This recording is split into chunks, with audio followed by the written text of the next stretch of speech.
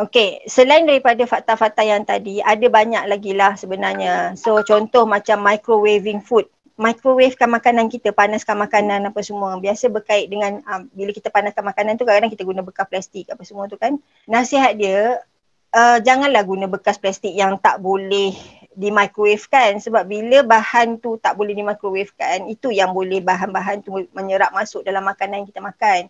Gunalah kata bekas yang memang untuk microwave.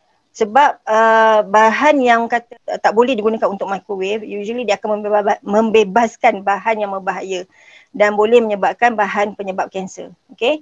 Jadi jangan guna yang tu. Cari yang memang microwavable. Dia ada simbol dia tu kan. Saya rasa kalau ibu-ibu ni dia tahu yang mana. Kadang-kadang kalau susah sangat, tulis je cari je yang microwavable container. Okay? Bila macam tu usually container tu telah diuji untuk memastikan pembebasan bahan ni tak berlaku. Okay, ada juga mitos ataupun fakta yang berkaitan dengan sayur berakar atau menjala ni. Recently lah saya jumpa dekat patient cancer saya. Dia bertanya, sayur berakar atau menjala boleh makan tak? Sebab ada pula lah kata relatif, rakan-rakan yang kata bila makan sayur berakar ni kanser merebak. Dia menganggap bila akar tu, dia membayangkan kanser tu. Bila makan sayur tu macam kanser tu akan membiak macam akar tu tau. Akar yang bermenjala tu. Tak, dia tak berlaku begitu pun. Okay? Konsep sayur ni sama je. Tak kisahlah sayur berakar ke, sayur biasa ke, boleh je makan, tak ada masalah. Sebab kita memang galakkan makan sayur pun. Okay, makan sayur supaya vitamin, mineral cukup, kita ambil antioksidan, okay, untuk pastikan badan kita sihat. Okay, dan sayur hijau ni, kita panggil apa yang perlu kita berhati-hati, contoh macam ni cancer patient kadang-kadang macam saya cakap tadi, ada masa dia boleh mengalami demam, okay, mengalami macam kata jangkitan, okay. Bila berlaku demam, maksudnya dalam badan dia, masa tu dia mengalami jangkitan lah, ataupun sistem imuniti rendah. Okay, bila berlaku keadaan macam ni, sayuran yang dimakan tu perlu dimasak. Okay, jangan ambil yang mentah. Yang mentah maksudnya macam salad ke apa. Kalau nak ambil juga salad, pastikan kita celur dengan air panas supaya orang kata bakteria pada makanan tu dikeluarkan.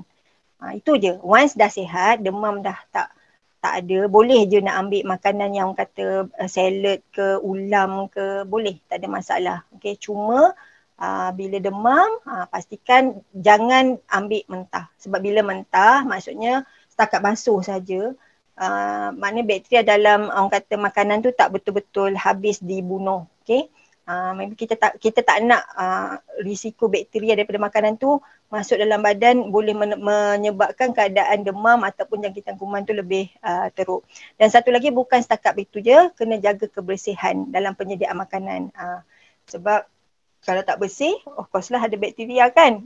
Dah masak macam mana pun, kalau orang kata kita tak mengamalkan cara pengendalian yang bagus, kemungkinan untuk jangkitan tu teruk akan tinggi. Ini bukan setakat sayur, bahan makanan lain pun. Jadi bila memasak, pastikan ikut suhu yang betul, pastikan capai suhu yang betul. Kena ni lah, sebab contohlah macam daging kan, ada setengah orang kadang-kadang dia suka makan raw, medium rare. Jadi bila medium rare, bahagian tengah tu dia tak masak kan.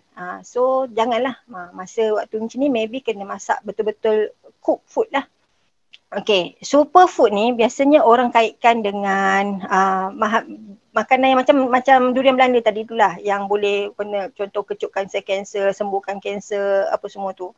Biasanya orang kaitkan dengan macam teh, buah beri, buah delima, brokoli, cendawan.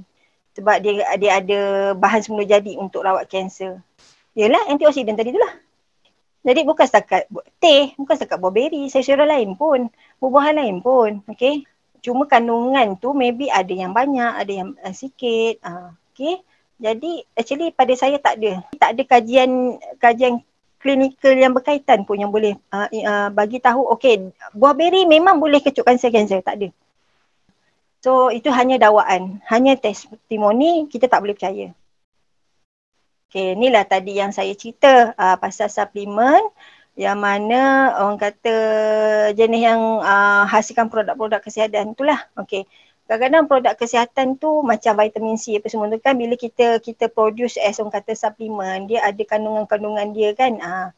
Jadi usually produk-produk macam ni kadang-kadang dalam tu nutrien yang dihasilkan tu kadang-kadang lebih daripada keperluan yang diperlukan oleh badan. Contoh macam vitamin C ke, asid folik ke, vitamin B ke. Sehari sebenarnya kita tak perlu banyak pun. Setakat makan satu orang kata separuh buah-buahan dan orang kata, maksudnya separuh pinggan tu yang ada buah-buahan dan sayur-sayuran. Sebenarnya kita ambil sekali waktu tengah hari, sekali waktu malam, lepas tu maybe pagi kita ambil sikit. Kalau kita amalkan cara macam tu, sebenarnya nutrien-nutrien yang diperlukan tu actually boleh dipenuhi. Dia tak banyak pun, kita tak perlu banyak pun. Okay? Macam vitamin A, vitamin B, vitamin C tu semua kita tak perlu banyak pun sebenarnya. Tak perlu sampai beribu-ribu miligram, tak perlu. Jadi cukup dengan pengambilan yang separuh pinggan tu sahaja. Ambil 3 kali sehari ataupun 2 kali sehari pun dah memadai. Antioksidan yang diberitahu tu ataupun vitamin dan mineral yang kita nak tu sebenarnya tak perlu dalam kadar yang banyak pun. Jadi bila kita ambil suplemen macam ni, kadang-kadang nutrien tu yang diperlukan tu dia provide lebih, okey. Dia sebenarnya boleh jadi toksin. Contoh macam asid folik, kalau kita ambil secara berlebihan boleh meningkatkan risiko kanser prostat. Macam tu juga dengan pengambilan beta karotin macam vitamin A, kalau kita ambil secara berlebihan boleh meningkatkan risiko kanser paru-paru. So kena bear in mind benda ni.